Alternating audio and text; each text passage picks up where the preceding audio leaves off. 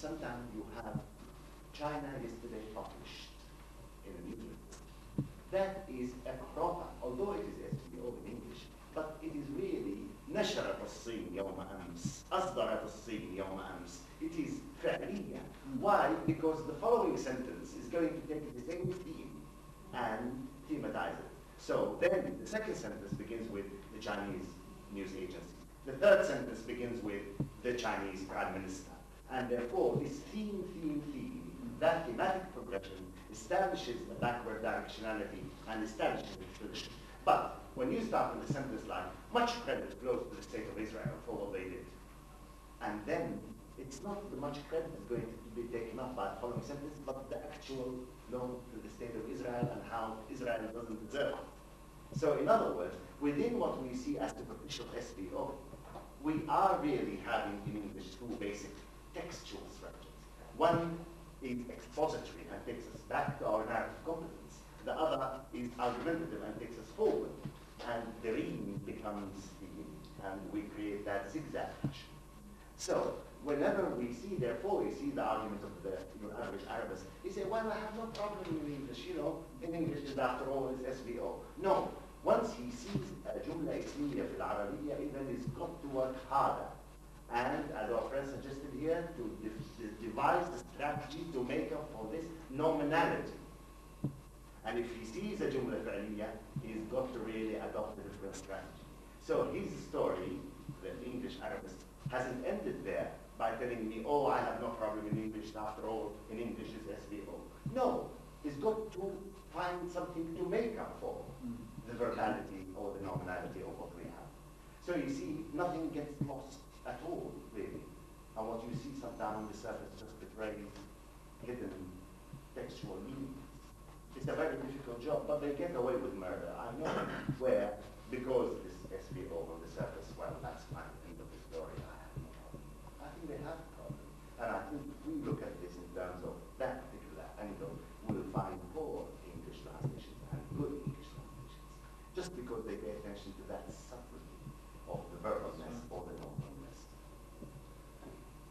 Any more questions?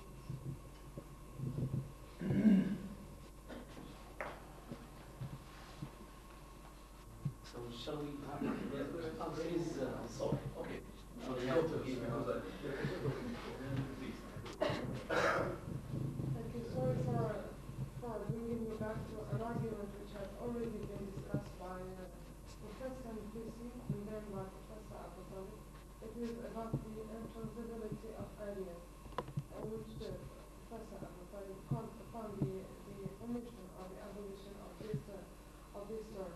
And what I want really to know is an idea which was tackled by Professor Nfissi.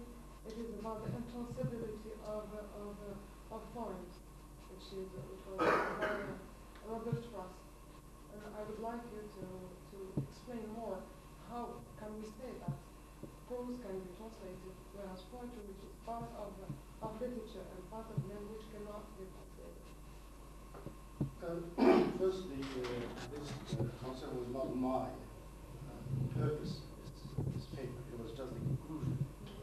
And to situate in this continuum and transcendent to the end of that is, and to situate poetry as that Robert Frost at the extreme end, and situated on the continuum on translatability. It is maybe because of this personal, purely I form of the text, the I form of the text, the personal experience, the personal techniques used to express emotions, self, perhaps the identity as a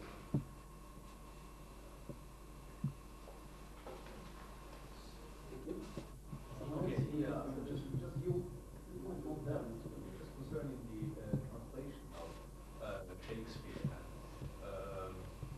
that is texts which are, which belong to authors that have long passed by. In one of the references I was using for my talk,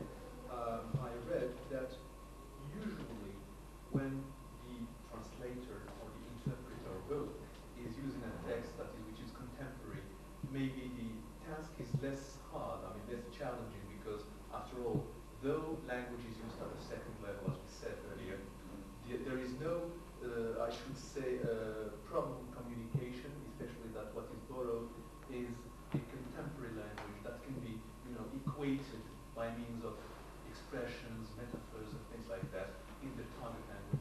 But when it comes to a text, the language of which is nearly fossilized, there is a problem here. How are we to translate? Are we to use a similar classical Arabic in order to, to come up with the same version, which should be basically, again, quote-unquote, faithful to the original text? Or are we having a modern audience in mind and therefore translating the text by means of a language which is contemporary? Would you like please to clarify this? Yes, very, very, very simple. So I can say that the two are possible.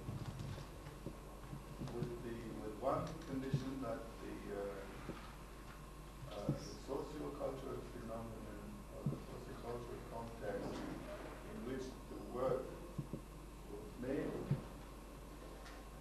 differs from the one which is being carried out. For Shakespeare, I have three problems, three things. One is Elizabethan.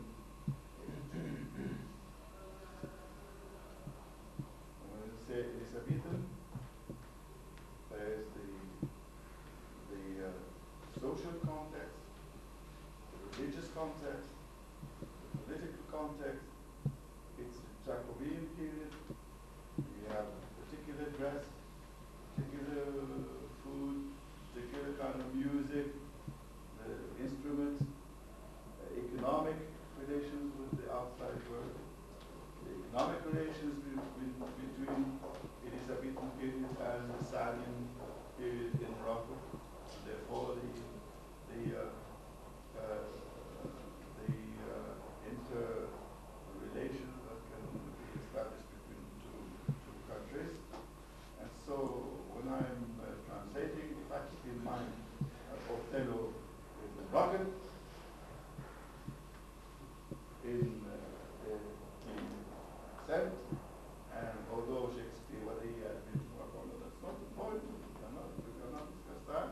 And since the Moroccan element is present in the Elizabethan period, not only in Shakespeare, there's George B, there's Don Sebastian, right. So Morocco is present there. So I think I'm concerned, one. Therefore, I shall make the effort to present not just a play, any literary work of that period as if it were addressed to the Saadian period, which means fine, the language correspondences were exchanged between Queen Elizabeth and the Saadian monarchs, and those documents exist. Fishteri is one of the contemporaries of Shakespeare. So if you want to find out about the language of that time, you can find equivalents. Thirdly, if I'm translating it for the time being, for the present, then I would have to do two operations. Translate the English into contemporary English first, so that instead of black, don't say black but ugly, right? And white, instead of white, don't say white, say man or person, so that I can make it accessible. And three things to say, Right, I think. right. So this is my my response to that. And again, here the lexis is extremely important. It is extremely important. You But can lexis as carriers of As intentions, carriers of intentions, right. So not register full stop, that's right. but that's a right. pragmatic. So that's why I say you have to find the equivalent, the equivalent bowing in the language and Yeah. also.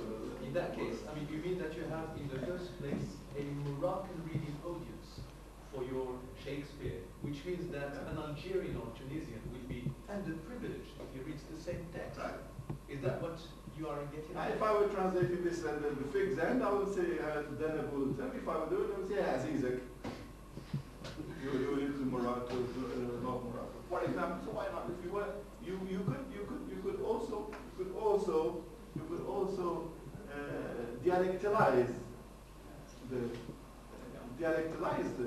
text. Why not? So you can have 3 translations, 3, 4, 5, 6 translations of the same word.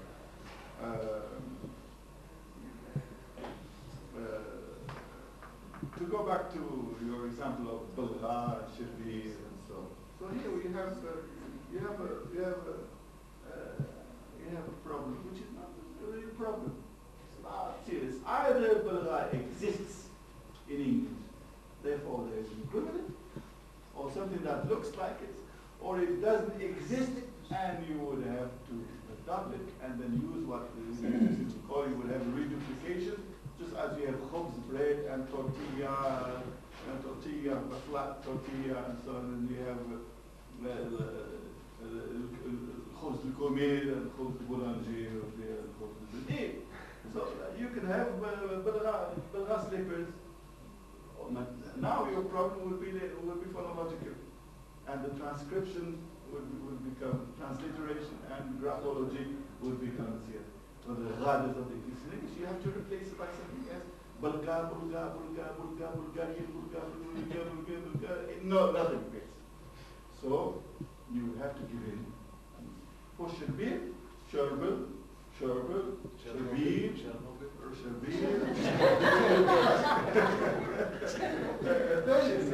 but slippers, yellow slippers, they're no longer yellow.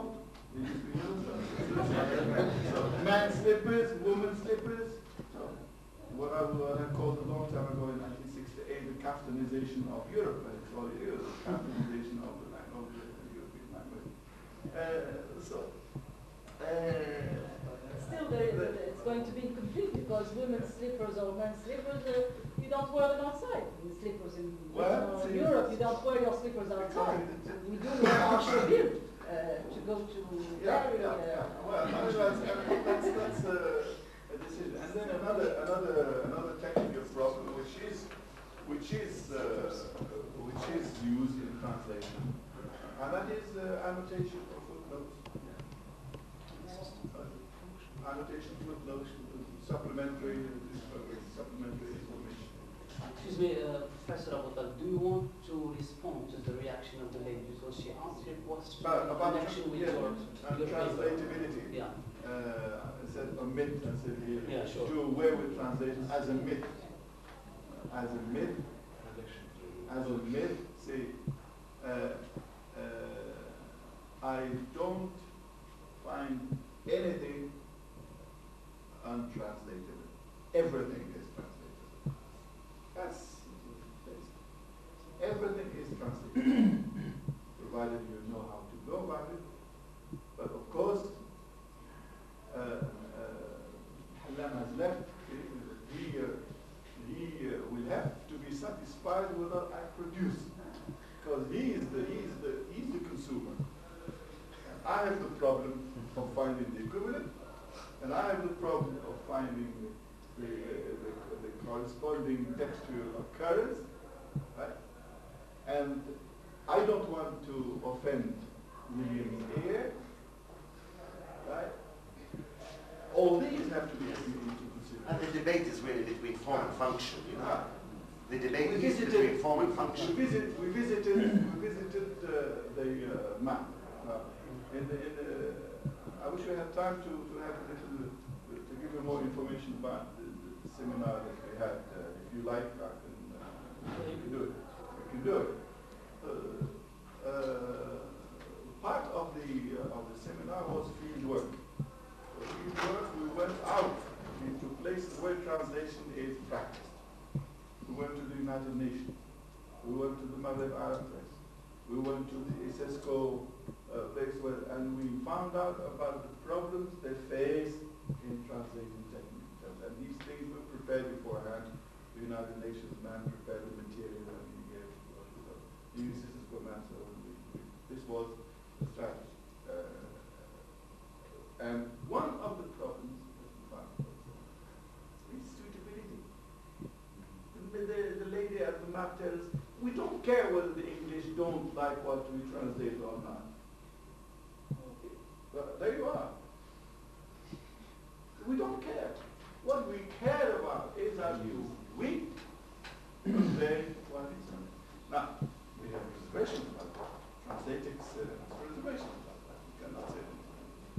do not want to offend the native here.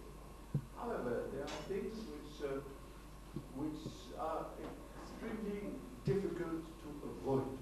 Compromise. Right.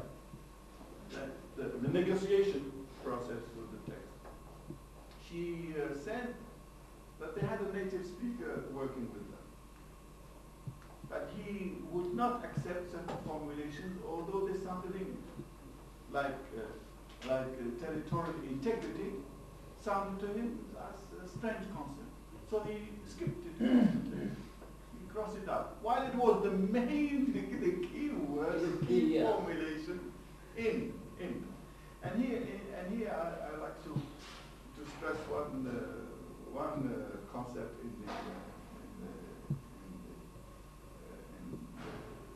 translators field, and that is the authenticity of the text, and the authenticity for the final product means acceptable English, acceptable Arabic, acceptable German, acceptable Chinese, and so that nobody laughs, nobody reacts.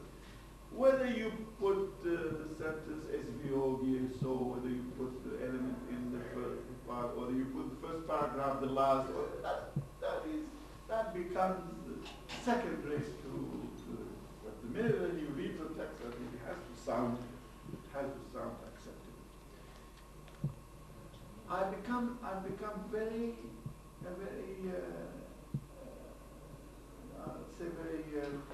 cautious or skeptical about my own renderings of culture, Moroccan culture, for example, or Arabic, or even the Quran. Very skeptical. How am I going to make it sound acceptable? That's my concern. You go into the process which I call a remodeling of the context. A remodeling, not looking models, but a remodeling. You walk into an apartment or into a house, everybody's going to have one view of how to put the curtains or where to put that picture in, whether you want it there or there. So that's remodeling of the text. But it's the same room, it will be inhabited by different people, but modeled each time modeled differently. So I've become very sensitive to this point. To the point where sometimes I make more than a compromise. Sacrifice. So that many things disappear from the text which I produce. But I hope one doesn't have to. You see? Sometimes you have to. Yes. Sometimes you have to. Take the examples of,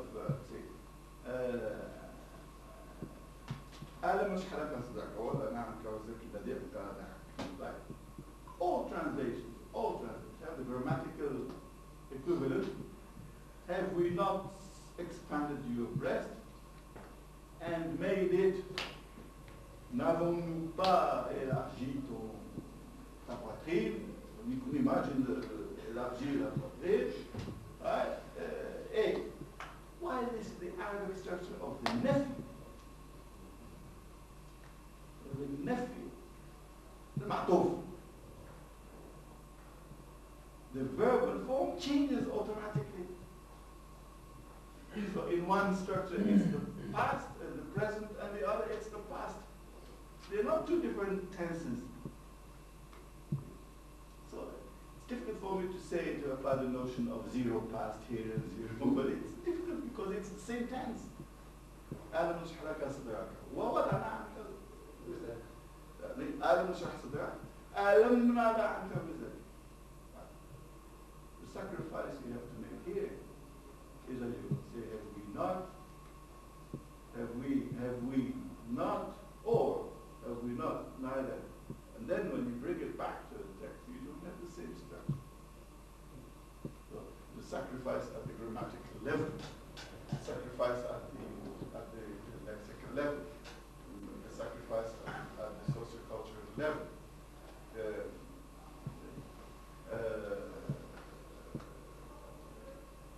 And the text uses in its textile. Yes, but اسمح لي يا أستاذ الطالب, if you keep on talking about sacrifice and underline that notion, you are endorsing the notion of untranslatability.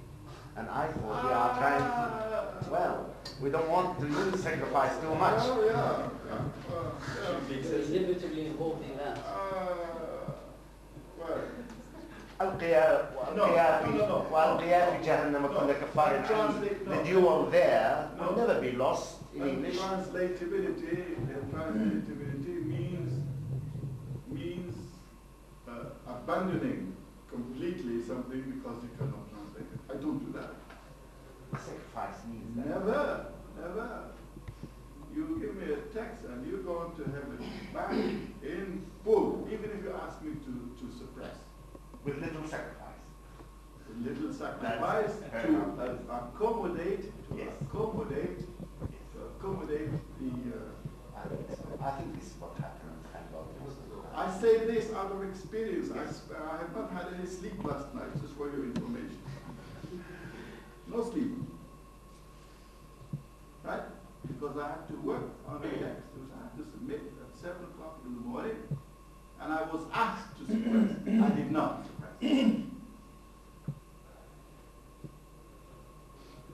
Right? But I did what I'm saying. Rearrange, I put here and there, I changed the either into not if but into although, and so.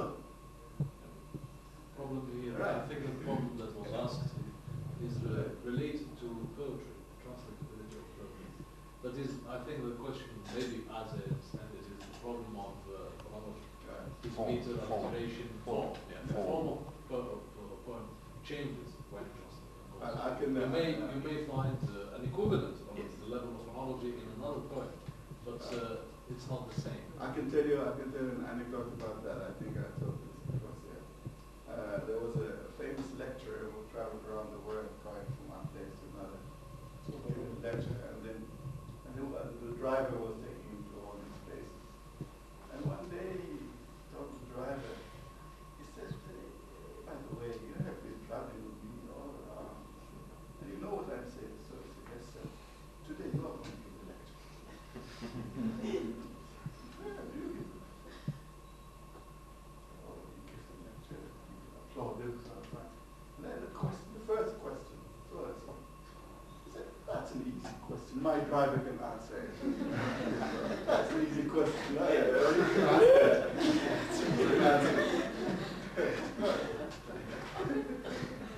answer it. He can answer it. So they're sitting together there, they can answer it. No, he can't. Because he's working on publicly. He's working on poetry. Yeah, he's working on poetry. That's right. No, really, I really has the answer. Why not? About the intranslativity of Yes. poetry. Yes. Well, let's start by the assumption that although, for instance, consider poetry as an untranslatable work, although, as we can say that poetry should be translated if we, for instance, go through certain stages. First, first the reading of the text, and consider the text as a whole, and not line by line, and stamp this translation, or first translation, by certain poetic features of the target language, and to make it helpful sometimes to give our translation to a native speaker who is very specialist in this field of poetry, and give it to him in field. He may, for instance, help in the field of in this translation. And there are other steps where we can, for instance, that we can apply to our translation. For instance, I have a poem translated by, this poem translated by Arthur John Every. I mean, although translation have, let me say that translation is not totally accurate translation, but at least the semantic aspect of both the target language poem and the translation are a little bit equivalent. The meaning is there in the translation, although there are some cases of mistranslation, cases of where the syntax of the line, the Arabic line is violated. Instances of imagery where they are rendered literally. We can say that there are some problems in the translation of poetry more than another field of translation, but at least we cannot say that poetry is untranslatable. It should be translated. Since you're working by approximation, then what you are doing is not translatability, it's rather interpretability. Would that amount to the same? We are getting into some. Right, to compare an original work with a translation, I think it's very important before give us an opportunity to do, or is it consider it as a first step in the translation of poetry. It's very important first to compare translation texts. It's very important. Then we can come up with certain idea of how to translate poetry. And I have submitted to my professor some examples that I have translated in poetry, taking into consideration some of the deficiencies of translation, translation of this poem, and taking into consideration not only deficiencies but also positive aspect of the translations. I think there is a crucial, there's something I have to say, but there is a crucial point here that you seem to forget the reference to, for instance, whenever people try to translate, for instance, poetry, either they negotiate sometimes with the author himself or the authority on the author, just to avoid this problem of mistranslations, etc. And this is, I think, very important. I'm thinking here about people who translated Senghor's poems. And in a lot of cases, in many cases, they have to have discussions with Senghor himself and then readjust. Because a lot of what he has said. I think that the question of untranslatability of poetry stems from the fact that many people said that the poet, either an Arabic poet or an English poet, has a specific language. He doesn't speak or talk once he is writing a poem.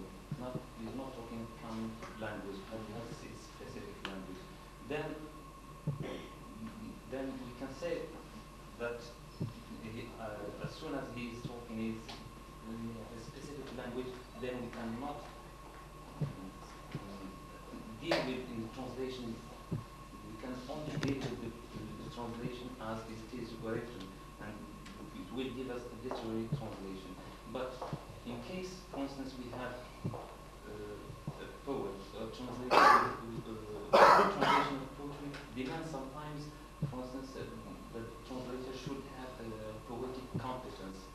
I mean, not all translators can, for instance, translate poetry easily, or translate to Quran easily. But it has, it should be something more than, for instance, to apply grammatical or stylistic devices of the target language. There is something more required by the translation of poetry, which we call the poetic competence. The translator should have this poetic competence. Should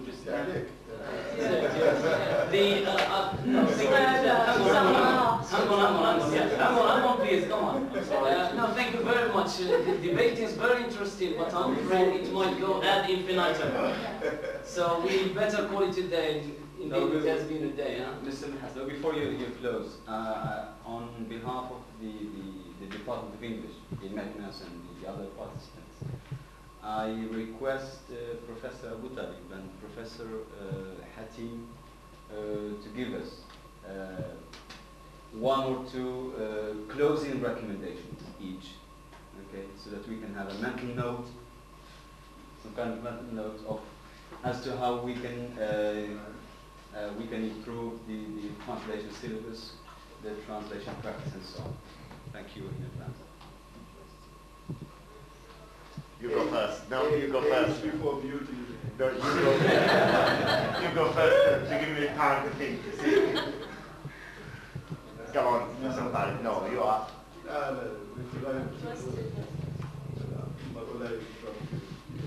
Well, I really have a very, very simple, straightforward, short one, and that is with collaboration. In collaboration with the Arabic department, to get a course in Arabic Balagha for special purposes. I never recognize the validity of special purpose courses. I don't believe in it, unless we redefine purpose. Chemistry and engineering are not purposes, really. They are, as I say, discursive. Maybe textual. If you want one day to do English for argumentation, I endorse it. However, I think we want to collaborate with the Arabic department on a course in Arabic Balagha for the translator. Only those bits and pieces.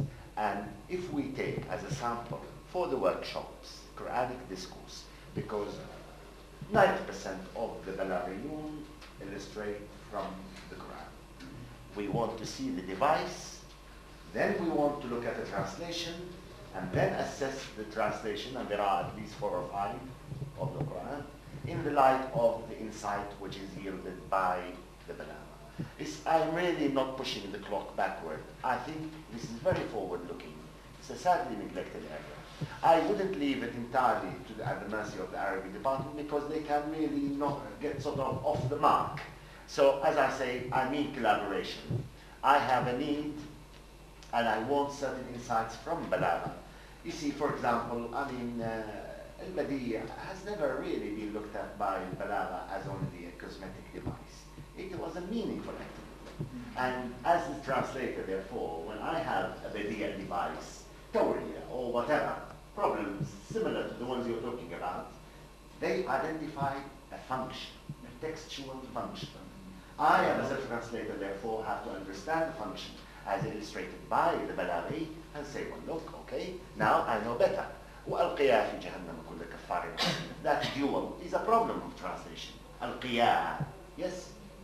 First of all, it is iltifat. He was only talking to Khazin al-Nar. Khazin, one. Why did he use the dual? There was a shift from singular to plural. But on the other hand, you see, I don't have a dual in English, but I have a very nice word in English. Hurl them into hell. Hurl means, now I've seen Yusuf Ali's translation, throw, because he wants to get the duals. Now, this kind of problem is interesting. The iltifat there first had a textual function. The Balaghiyun explained that textual function to emphasize. I learned that from them. I say, fine. I come back to my own resources in the English language, and I say, I want to emphasize. I don't have a dual. Well, why not make up for the semantic? You see, that's the kind of balagha. I'm just giving you an example. The translator learns about something called iltifat or reference switching, that this is functional, that it is the function which we translate, and that these functions have been really elegantly analyzed in the balagha books. And you see, it takes us 10 minutes. Students are entertained and informed. And we owe it to our heritage as well, because these are lying in books nobody touches. In fact, if anything, they make us hate balagha. And as I say, at the end of the day, really it makes the translator that little bit sharper in sensitizing him, in reacting to little subtleties of text.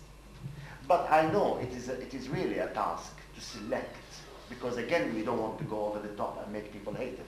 I mean, we've been made to hate it for many, many years. I think for my suggestion to hold water, we've got to be selective and constructive and rigorous to do service to the balagha. And you will see a course will emerge that supplements the work of the translator, supplements the work of the Arabic department, and I assure you, supplements the work of the English department. Well,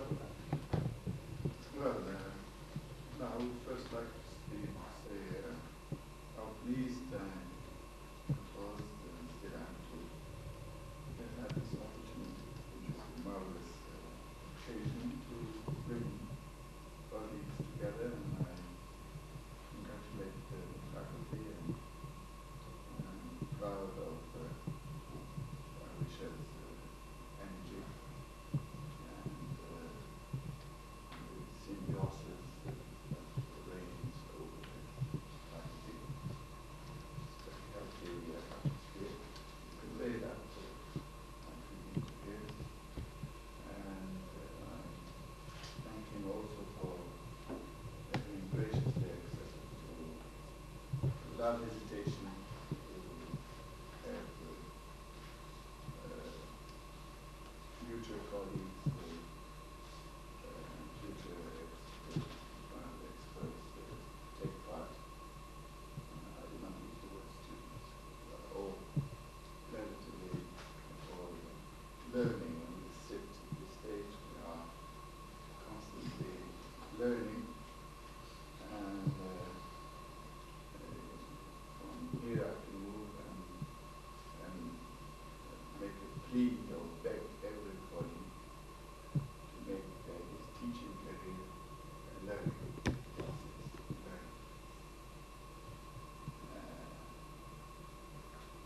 From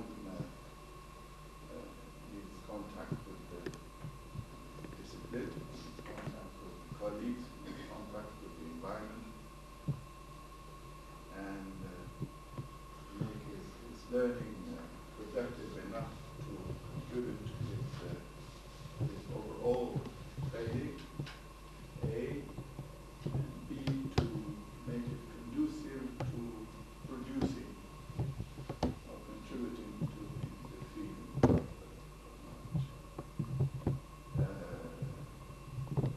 Recommendations could be various types.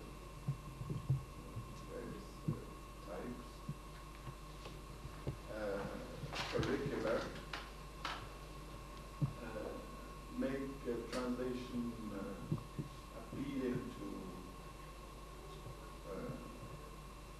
the audience, students, and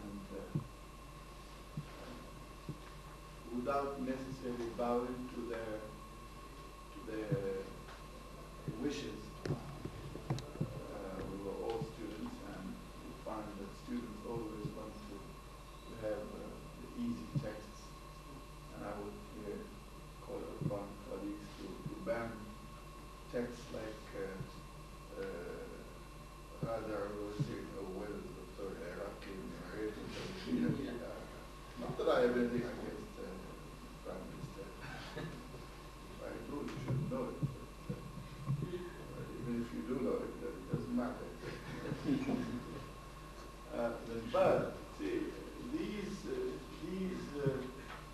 texts spoil the students. And what I would like to see is challenging text without having those texts difficult. But challenging in the sense that they are diversified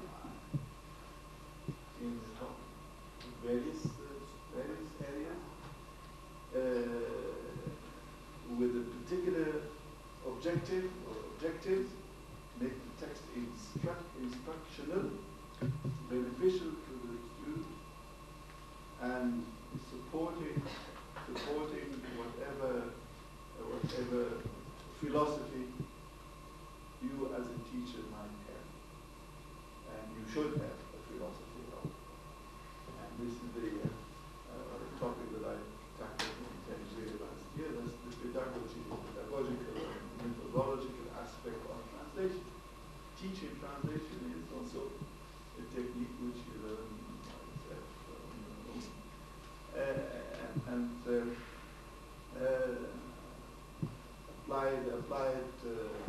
applied linguistics should include teaching of translation. I would recommend that the departments of the English establish links with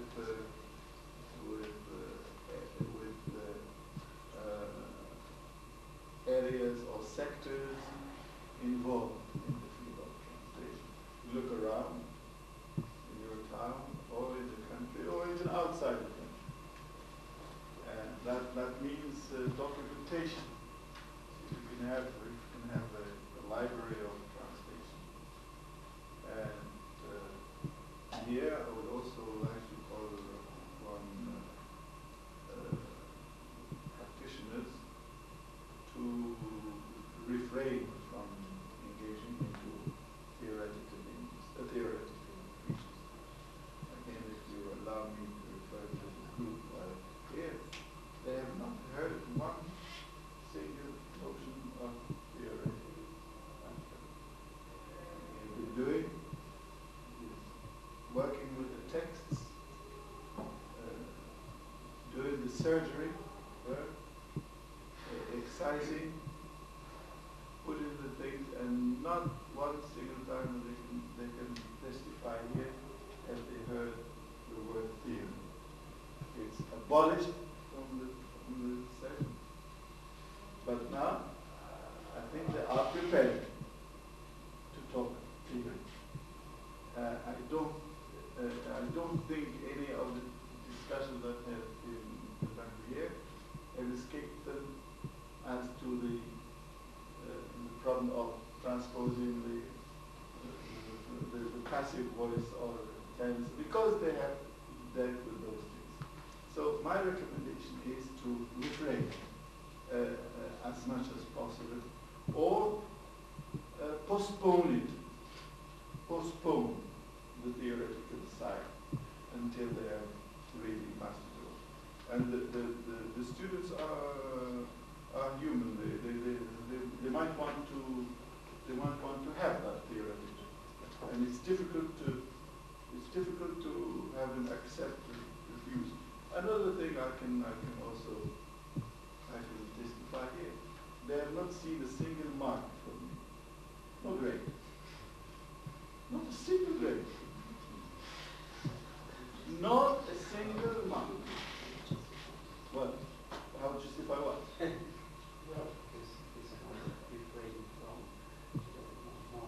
No, I mean, ik heb gestuurd. No, I mean the thing is teaching for teaching's sake.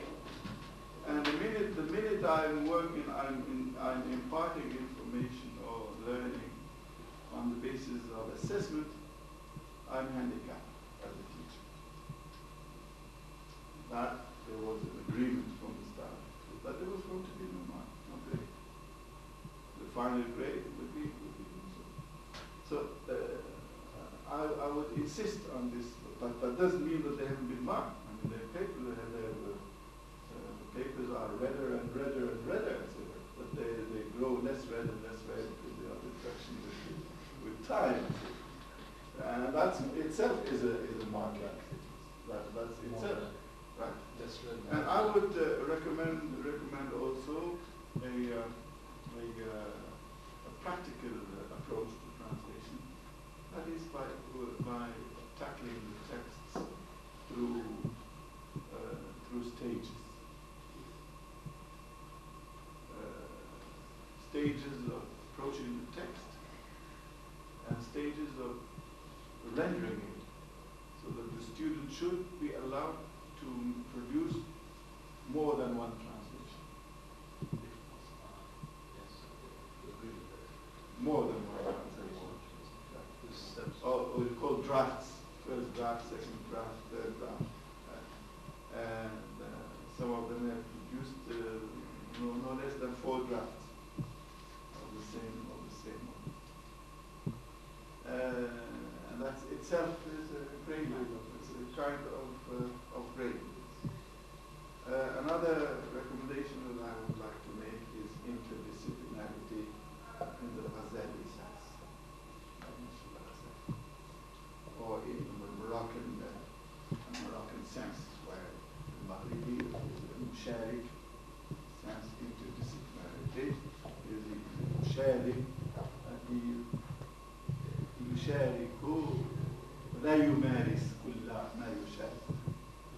هذا معنى مشارك.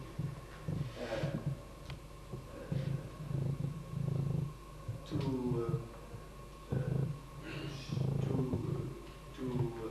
allow the teacher of translation, allow him to become a model of scholar, or scholar in the sense, scholar in the English sense does not mean la'alim, but scholar, talibul ilm, scholar. So that he is the model for them. Without telling them, there is an approach. Anyone who student knows that you have a particular approach in handling the texts. I would also recommend that there should be rigor. Rigor is extremely important. That we will not play with the... We have to observe it. That's right. Rigor, the scientific rigor. And another recommendation I would like to make is to draw from the Moroccan, the Islamic, and the Arab context as much as possible. Translation. There is a great deal of material that relates to Moroccan, Islamic, and Arab civilization, which could be used as material text. And when I say also interdisciplinarity, I also imply the coordination between other departments, drawing from the students' examples. In other terms, I'd like to see translation as a means of enriching the students, as an enrichment, as a broad sense, the broad knowledge, and provide students with things that are not provided elsewhere, neither in American civilization or British civilization or literature. It is possible to do that. And finally, my recommendation, and here I support what Mr. Peter has said, so that it should not remain just a mere comment, it should become concretized. Make the translation as a means of language reinforcement, reinforcing the language that is English. We're not studying Arabic, we are studying English, and whenever we are using Arabic, it's a means. Although we use text in translation in Arabic, conversation take place in English, not in Arabic. So if English is a means of a medium of instruction in the English department, it should be a medium of transference in translation as well, so that the target language is English. From the start, we agreed that we were not going to translate anything from English into Arabic. From the start, not in the final word. Final word. Why not? Agreed where? Fine. You say we've agreed? With the students. That's in your course? Yes, I say with the students. What's the rationale? From the start to since there were two partners, maybe they can answer that. Maybe they can answer. The rationale is to expose them as much as possible to the language in which you are studying. This is translation in the English department. Yes, yes. When I was doing it in Spanish, in the Spanish department, when I was doing it in Spanish, the Arabic was also used. Arabic texts were used, but the medium. Yeah. Was but Spanish. may I just a very, very brief comment, and then you go back to your recommendation. Yeah. You see, the problem is really this perpetuates a myth, and really it's a serious one. Yeah. treating the source text passively. People hardly ever talk about the source text. And I really don't agree with this. In other words, there are many teachers now of translation into English, and they look at the Arabic text, which is a very important resource, passively. Hardly ever looking at these features or the repetition or the emphasis or whatever. And I can do the same if when I'm translating into English, I really decipher the English text. My students learn so much English from my translation into Arabic. Your students are in which department? In the Department of Translation. No, this is the English department. But no, but my point We're is, talking about, but they will learn if you, No, if you treat the source text, which is If English. I'm teaching this course in translation department, then my approach would be different. They would have to produce two texts. But I'm working in the English department now, and I'm trying to really improve their English. And I think they can improve their English productively when they produce into English, and passively, receptively, when they intelligently look at the source text in English in order to put it into Arabic. This is a great issue. Sure it is. Yes, I think It's another kettle of fish.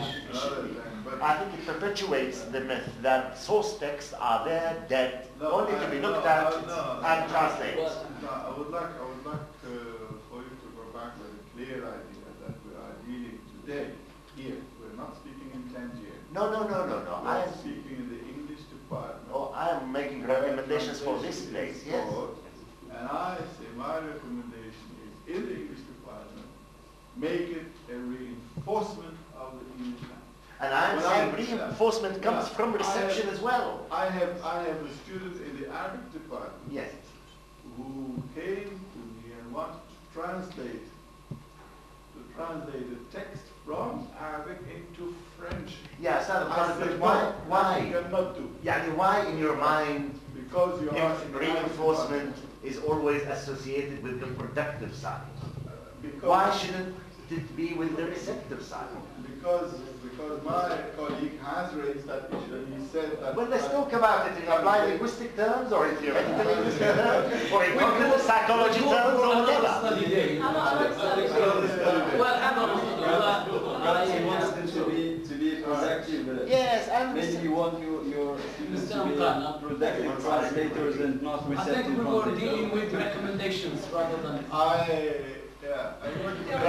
put a counter recommendation for Counter recommendation.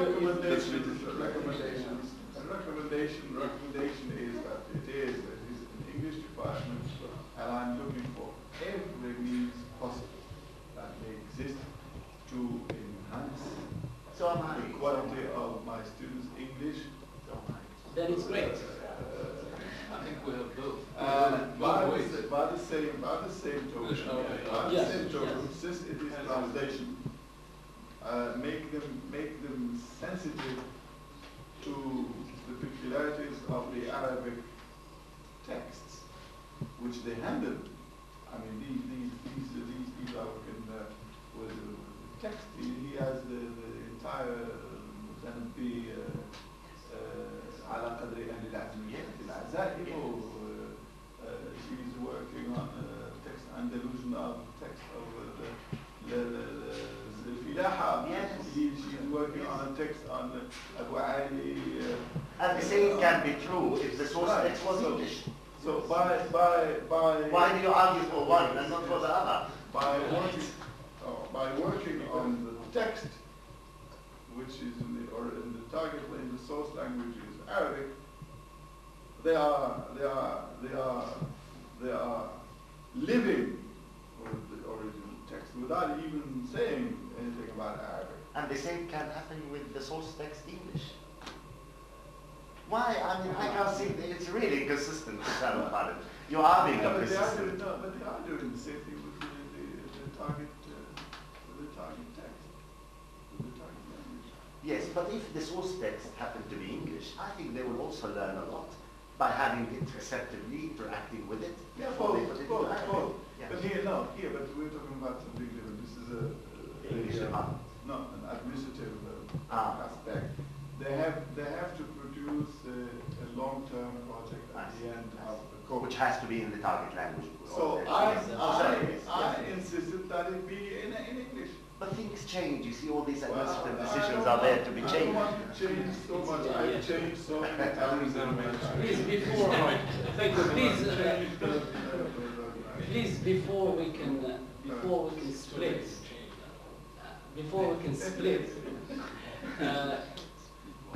let me thank you on behalf of the organizing committee of the Faculty of Letters and Human Sciences in Meknès and King Fahd Advanced School of Translation for your informative presentations and for your contribution to the success of this study day. We hope to see you again in the very near future. Thank you very much. Yeah, the recommendation is to make this chronic.